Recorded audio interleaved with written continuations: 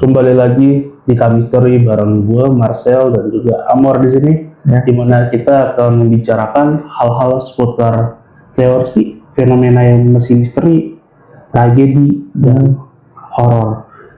Jadi kali ini kita tuh bakal ngomongin soal sesuatu yang sebenarnya cukup umum yang kita temui gitu loh.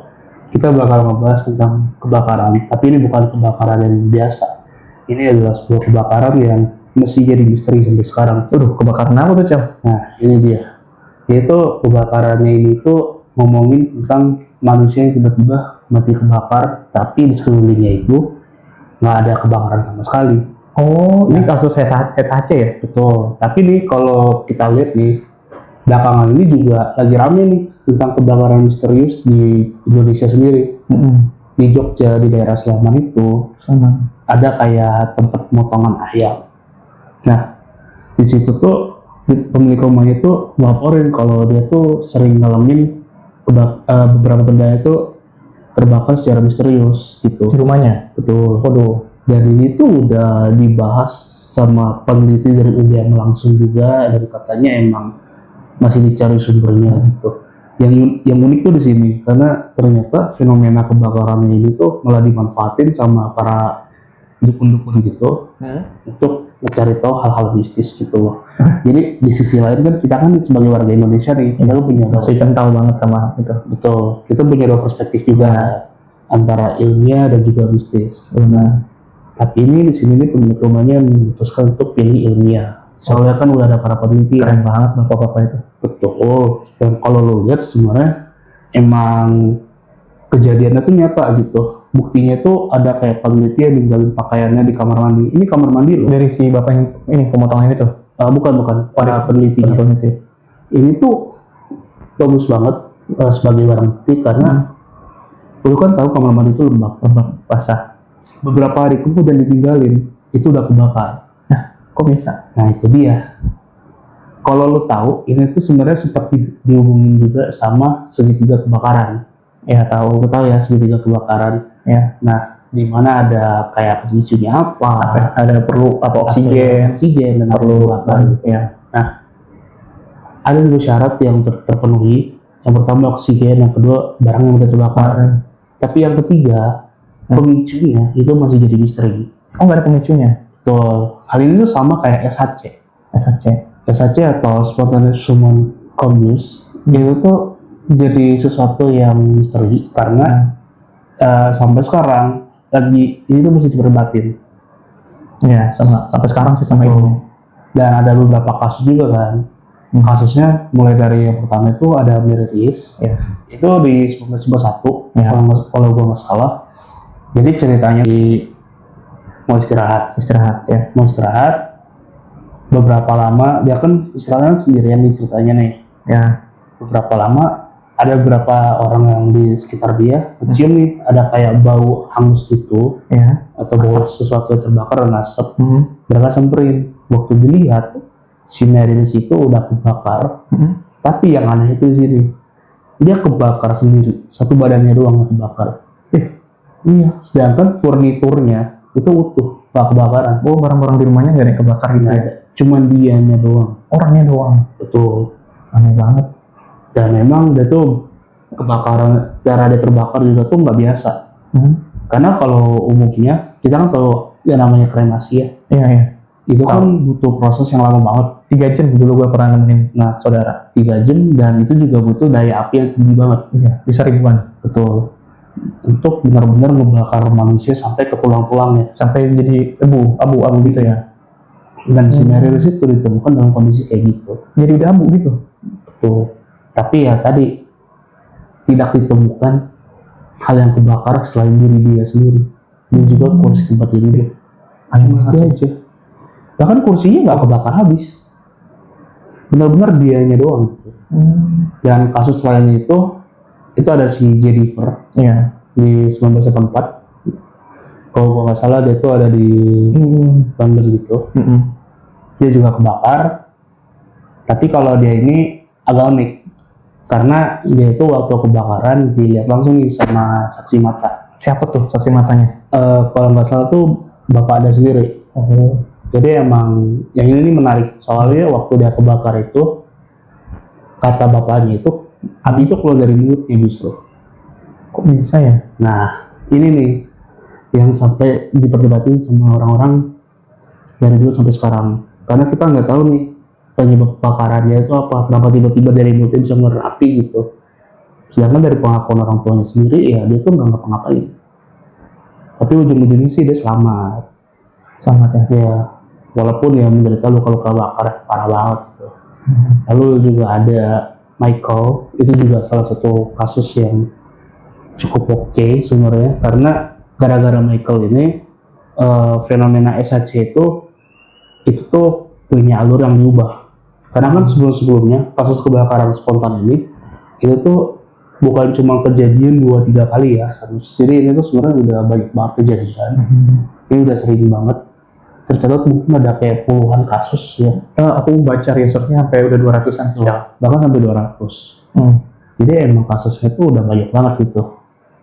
Tapi selama ini pihak kepolisian itu selalu kayak mencari pelakunya siapa. Jadi mereka tuh asumsinya adalah pembunuhan.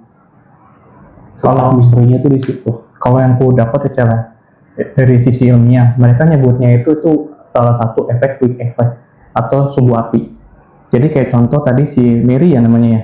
Mary itu dia kan ditemukan dalam kondisi yang katanya terbakar tapi tempat dia duduk apa bersandar itu udah kebakar ya. Kalau dari sisi ilmiah tuh mereka bilangnya itu kayak sumbu api kayak lilin contohnya. Jadi mungkin aja ada api dari mana, entah mungkin dia rokok atau dia mungkin ada yang mau bunuh dia. Jadi awalnya tuh pasti kebakar di baju. Dan setelah katanya bahwa peneliti itu tubuh itu bisa terbakar ya guys. Jadi kalau tubuh terbakar itu nanti akan ngeluarin minyak. Nah minyaknya itu yang kalau tadi Mas Elo bilang segitiga api. Nah, itu jadi ada bahan bakarnya. Jadi kayak lilin yang membakar lilinnya. Jadi dia akan terus nyala sampai habis. Berarti di sini tuh secara nggak langsung kayak ngasih tahu lemak di dalam tubuh dia tuh sebagai ininya ya, bahan bakarnya. Jadi kayak keluar minyaknya. Sebenarnya sih masuk akal kalau keluar ya. Karena kan kalau kita pernah masak daging kan, setiap kali kita masak pasti keluar minyak juga kan. Dan kalau ngomongin soal ya suhu dan segala macam, menurut aku ini salah satu hal yang cukup menarik karena di era-era tahun 19 itu emang wanita itu umum banget yang namanya wanita perokok gitu. Bahkan sampai sekarang kan. Iya. Ya, kalau dari aku sendiri sih aku juga ada baca yang lainnya. Itu tuh tentang kimia internal. Kimia internal, berarti ada zat kimia dalam tubuhnya gitu. Karena dia tuh ngomongin tentang gas metana. Gas metana itu kan udah biasa buat kita dengar ya. Ya, di dalam perut. Nah, di dalam tubuh manusia itu juga ada yang namanya gas metana, betul, dari dalam perut.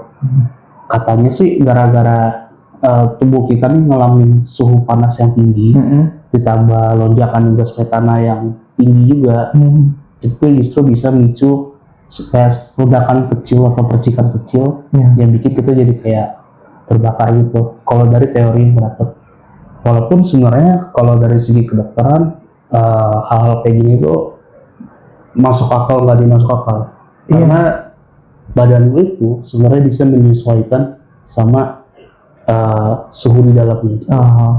Kayak misalnya lu minum air dingin nih, waktu dia masuk ke dalam pencernaan lu tuh sebenarnya dia udah nggak dingin. Jadi normal ya biasa. Yes, karena dia disesuaikan sama suhu yang ada di dalam badan lu gitu. Jadi sebenarnya teori ini cukup, menurutku sih sebenarnya bisa-bisa aja dan masuk akal, tapi secara medis juga agak dibantah sedikit nih. Iya, aku tahu yang itu kasus yang dibantahnya itu. Kalau yang aku dengar tuh kasus yang karena dibantahnya itu karena dari tim kepolisian dan penyidik mereka tuh nggak nemuin satu atau apa pemicu yang buat dia tuh kebakaran secara eksternal itu deh. Dan udah kan sampai ke diadili kan di hakim itu katanya tuh nggak ditemuin apa satupun kayak rokok, listrik yang inilah konslet atau apa di dekat si Mary atau korban yang lain gitu. Jadi mereka tuh masih sampai sekarang nggak tadi juga bilang sampai sekarang ini peneliti juga masih belum pasti sebenarnya. Betul. Makanya ada teori yang kayak bermunculan kayak ini, jangan-jangan fenomena apa sih kayak tahayul gitu, kayak apa paranormal gitu yang kayak mungkin bisa jadi kayak makhluk halus dari dimensi lain atau makhluk halus kayak yang memang bisa nih. Kan ada, kita mungkin nggak tahu ya kayak ada makhluk halus yang bisa nyerang manusia atau yang nggak bisa nyerang manusia. Mungkin aja ini kebetulan di tahun itu makhluk halusnya memang bisa ngebunuh orang. Oh, atau mungkin kutukan. Iya, Karena lo itu kalau juga. tahu di luar negeri itu di Eropa yang namanya penyihir-penyihiran itu kan, Iya, The Witch gitu. iya, udah banyak banget ya yang beredar gitu dari dulu. Bahkan ceritanya itu kayak mulai dari penyihir dibakar itu segala macam Iya, iya. itu banyak banget kan. Iya, dan banyak korbannya cewek lagi. Nah itu dia. Masuk Jadi akal sih. bisa aja kalau mereka kena kutukan, mungkin kutukan keturunan atau apa gitu kan. Jadi yang bikin secara nggak langsung para korban ini menderita karena kebakar. Bisa aja dulu leluhur mereka ikut ngebakar para penyihir itu. Iya. Terus kayak dibilangin, tuh keturunan kalian bakal dikutuk. Iya, dikutuk, gitu. Bisa aja, Masuk akal sih. bisa aja. Bahkan kalau lo mau tahu fenomena-fenomena kayak gini tuh, kalau dikaitin sama hal-hal mistis, kita bisa lihat Baraspati. Baraspati yang kayak di Indonesia ya. Betul, Bola api. bola api gitu. Dan di luar negeri sebenarnya ada juga yang Ada. kayak Baraspati, cuman mereka itu lebih kayak cahaya kecil gitu. Iya.